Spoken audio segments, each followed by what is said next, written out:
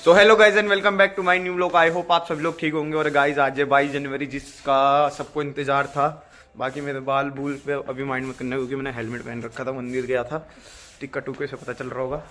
और गाइज आज है स्कूल में प्रोग्राम 22 तारीख को, तो निकलते हैं गाइज सीधा। और आप लोग मेरे पीछे देख लो कितना कोहरा हो रहा है। देखो ये देख लो, कोहरा ही कोहरा हो रखा। मतलब ना फ्रंट कैमरे से दिखाएगा प्रांशु आपको। मैंने तो ग्लव्स पहन लिए, तो चल नहीं रहा।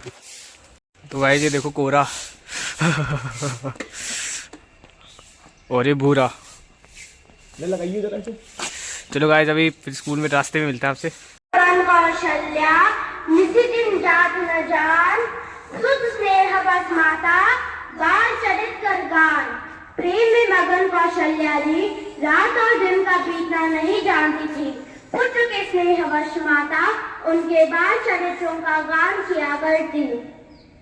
एक बार जननी अनवाए, करी श्रृंगार पल न पौराए। राम सिया राम जय जय राम। उजाले सुखिन सुनाना, राम सिया राम जय जय राम।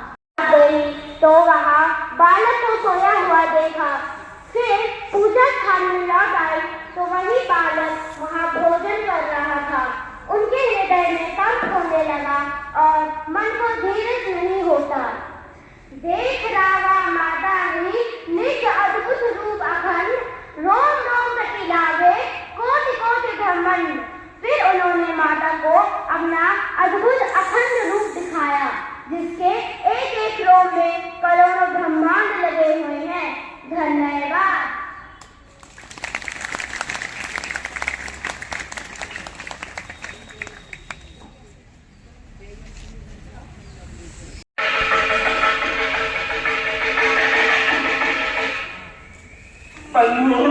आज बड़े भाग का दिन है।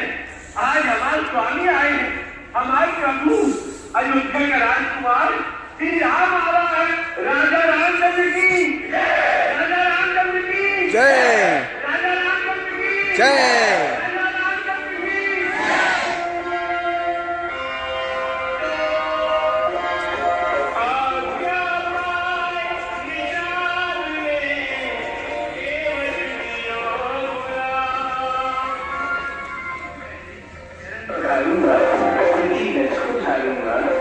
पान करूंगा चरणामृत, नाव से अब मैं खाऊंगा।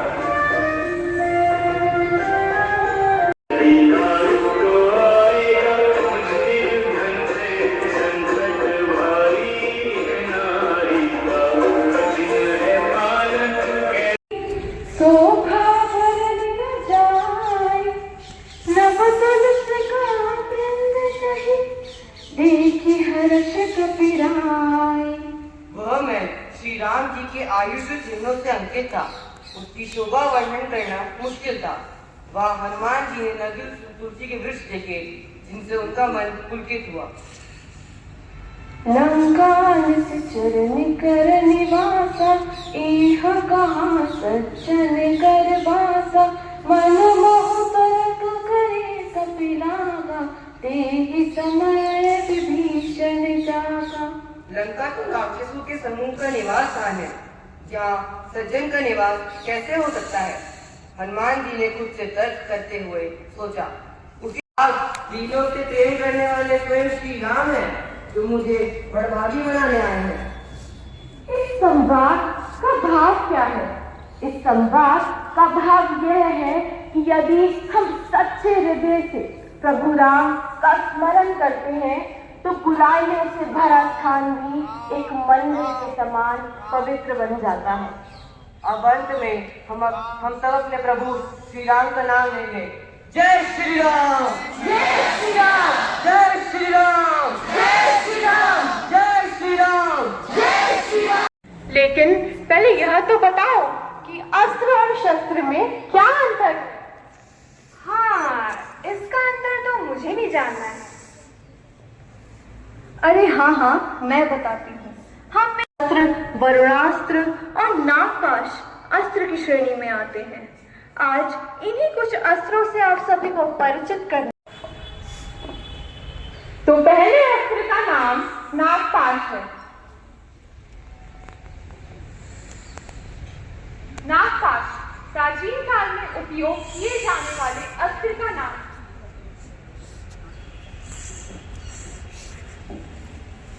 नागपाश प्राचीन काल में उपयोग किए जाने वाले अस्त्र का नाम है। इसका उपयोग शत्रु को बंधक बनाने के लिए किया जाता था। नागपाश का वर्णन रामायण में महर्षि वाल्मीकि के द्वारा किया गया है। इस अस्त्र का पहली और आखिरी बार उपयोग मेघनाद द्वारा राम और लक्ष्मण पर किया गया था। नागपाश को जब किसी लक्ष्य पर भेजा जाता था तब उसमें से हजारों लाखों की संख्या में सांप निकलकर लक्ष्य को पूरी तरह जकड़ लेते थे। कहा जाता है कि यह पानी की तरह किसी भी हथियार का आकार ले लेता है। उपयोग करने पर यह बड़ी मात्रा में पानी लाता है और पैदल सेना के बड़े हिस्से को बहा देता है। इस अस्त्र का एकमात्र प्रतिकार विशेषास्त्र है, जिसे देवताओं के राजा इंद्र द्वारा प्राप्त किया जा सकता है। ऐसे अस्त्र की जिसे हम सब ब्रह्मास्त्र के नाम से जानते हैं। ब्रह्मास्त्र दो शब्दों से मिलकर बना है, ब्रह्मा और अस्त्र।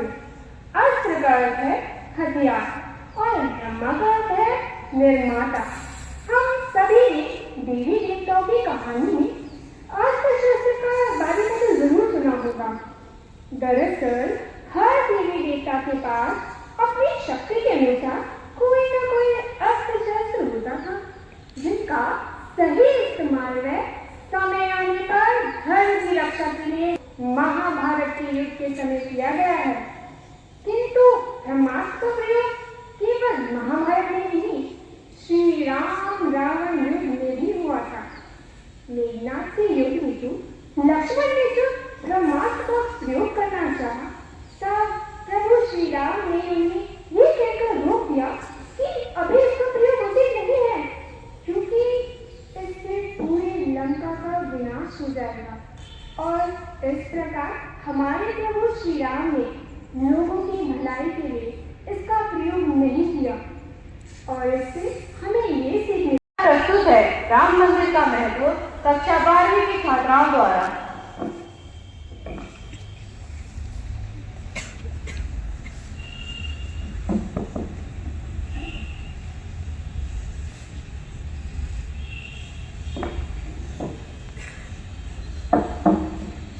जय श्री राम। आज जो अयोध्या में भव्य राम मंदिर का निर्माण हुआ है और जो राम राज पुनः स्थापित हो रहा है, यह न केवल त्रेता युग में अपितु आज भी सद्भावना, त्याग, भाईचारा और अनेकता में एकता का प्रतीक है। आइए रामचरितमानस की कुछ चौपाइयों से इसका महत्व समझते हैं। सुनो जननी सोए सो तुम जो पे तुम्हार तो वचन अनुरागी, तनय मातु पे तो दोष निहारा, दुर्लभ जननी सकल संसारा। अर्थात प्रभु राम ने बड़े कोमल और मीठे वचनों में बोला, हे माता सुनो, वही पुत्र बड़भागी है जो माता पिता को वचनों के अनुरागी है। माता पिता को संतुष्ट करने वाला पुत्र, हे जननी, सारे संसार में दुर्लभ है। जहाँ आजकल के बच्चे अपने माता पिता का तिरस्कार कर उन्हें वृद्धाश्रम छोड़ देते हैं, वहीं हमारे श्री राम ने अपने माता पिता का एक वचन रखने के लिए राजगद्दी त्याग कर 14 साल का वनवास स्वीकार किया। चलत पयारे खाद फल पिता दीन तजिराज, जात मनावन रघुबर ही भरत चरित को आज। अर्थात भरत जी पिता के दिए हुए राज्य का त्याग कर पैदल चलते और पलाहट करते हुए श्री राम जी को मनाने के लिए जा रहे हैं।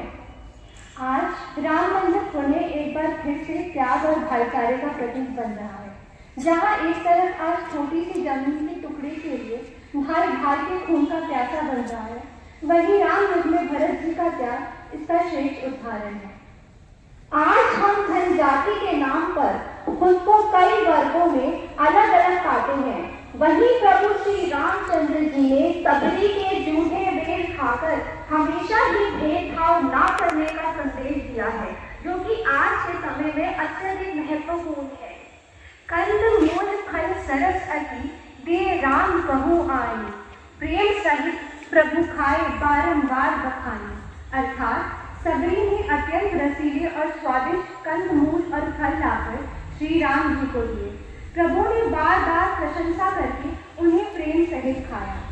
जिस प्रकार से आज हर तरफ अत्याचार बढ़ रहा है और बुराई अपने चरम पर है और हर धर्म की हानि हो रही है, इसके लिए रामचरितमानस में लिखा गया है कि जब जब हुई धर्म की हानि, बढ़े असुर अधर्म अभिमानी, तब तब धारी प्रभु मनुष्य शरीर, हरि सकल सज्जन भक्तिया। जब जब धर्म की हानि होती है और असुर प्रवृत्तियां और अधर्म अपने चरम पर होती है, तब तब भगवान मनुष्य रूप लेकर सबकी पीड़ा हरने के लिए जन्म लेते हैं। और आज राम मंदिर स्थापना से लगता है वह समय आ गया है। सुमति कुमति सबके उर राही, नाथ पुराणे निगम अस कहाई, जहाँ सुमति तह संपत्ति नाना, जहाँ कुमति तहाँ विपत्ति दाना। अर्थात जहाँ बुरी सोच होती है वहाँ सदैव विपत्ति होती है, और जहाँ सदैव सुमति अर्थात अच्छे विचार और अच्छी सोच होती है वहाँ हमेशा ही सुख समृद्धि और संपन्नता होती है। और आज भारतवर्ष के विकास को देखकर कुछ ऐसा ही प्रतीत होता है। मुझे आशा ही नहीं अपितु पूर्ण विश्वास है कि राम मंदिर एक बार पुनः उन मर्यादाओं और मूल्यों को स्थापित करने में महत्वपूर्ण भूमिका निभाएगा और संपूर्ण भारतवर्ष में सद्भावना और भाईचारे को बढ़ाने में महत्वपूर्ण योगदान देगा, जो हमें श्री राम और उनके जीवन से मिलती है। जय Shri Ram.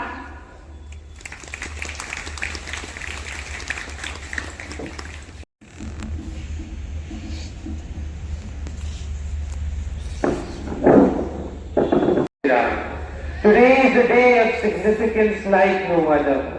Today marks the end of a 500-year-long struggle. Let us dive into some fascinating facts associated with the Ram Janmabhoomi. Ram Mandir in Ayodhya, which will be inaugurated in just a few hours, is going to become the largest temple in India based on structure. I seek everyone's attention when I share that Ram Mandir is being constructed after a struggle of about 500 years. At least 3.5 lakh people have lost their lives in first defending and then reclaiming the temple. No other site of worship even comes close to matching the number of struggles faced for the creation of this temple. And on this historic occasion, I congratulate you all. Repeat after me and let us chant in one voice. Jai Shri Ram! जय Shri Ram, Jai Shri Ram! जय Shri Ram. Dhanyavad. Now, I, Ramadan, And I, Shivam Raja, are here to conduct today's quiz. It's time to put the listening spirits to test. The rules are as follows. There will be one person for each house.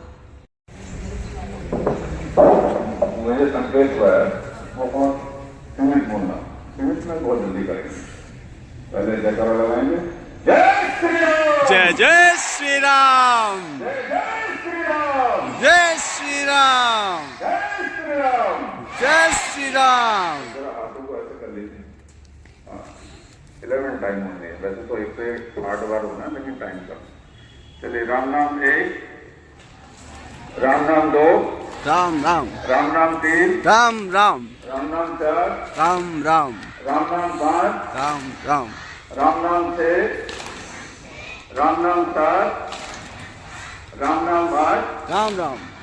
Ram Ram 9, Ram Ram 10, Ram Ram 11। साथ में भारत माता की जय। वास्तव में सम्मानित मंच श्री राम के चरणों में अपना वंदन करते हुए हर्ष का विषय है कि आज हम सब यहाँ विद्यालय में एकत्रित हुए हैं। यहाँ मेडल की कृपा है कि आज हम इस पल का साक्षी बनने जा रहे हैं। 500 वर्षों तक की जो I know it's very cold and I also know you've been sitting for a long time and your teachers have been standing all this while, so I will not say much. All that I have to say is you must not forget that you all are very, very fortunate to have been born in this century or a few years ago. Because there is historical moment. 50 years from now, you all will proudly say that the Ram Mandir in Ayodhya was not inaugurated, but yes, was started when we were 10, 11, 12, 13, 14, 15, 16, 17, 18 years old. And the little ones here will also say, I have seen the moment when the Ram Mandir came into being after 500 years. I will very briefly tell you that in the year 1526, Babur, I will not want to lay emphasis on his character or his intentions. All I will say that like his name, he was barbarous. And everybody who came before him and after him came to India with two intentions. Number one, to plunder and loot the wealth of India, and number two, to convert people into their religion. So Babur came in 1526 and he plundered and looted the wealth of India, and 2 years later, in 1528, he demolished the Ram Mandir after plundering it, looting it, taking away all the riches that India